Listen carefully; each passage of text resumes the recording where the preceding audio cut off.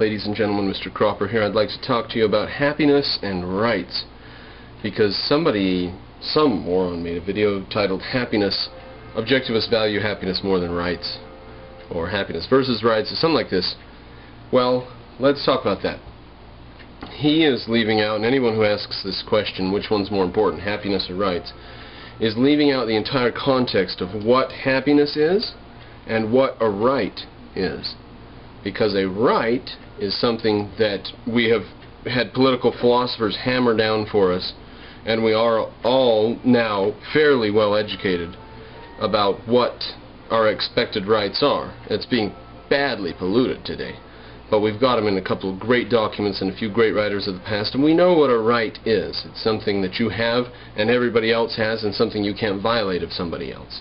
You cannot violate other people's rights if you hold them, because then you would be subject to be violated and it wouldn't be your right. So that's just obvious. You can't violate other people. That's one of the essences of rights. They can't violate you, and therefore you can do what you want, i.e. make yourself happy. Happiness, therefore, is a result of a belief in rights. Happiness is the reason for everything, but we don't value happiness instead of rights, or rights instead of happiness. We value happiness, and we know that to get it you have to have rights. Look at the recent upheavals in Iran. I wouldn't normally go out in the street if bullets were flying, but if I lived in Iran I would, because they are risking nuclear holocaust in that country. Israel could fire any day with complete justification. And America could anytime invade. We are right now in Afghanistan and Iraq. We could come in from both borders. And as tough as everybody says they are, they're not much tougher than Saddam was.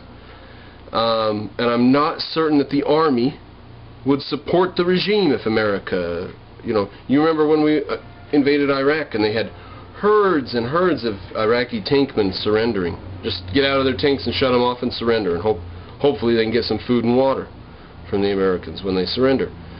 I think that's how the war against Iran will end up being, unless these people seize the day.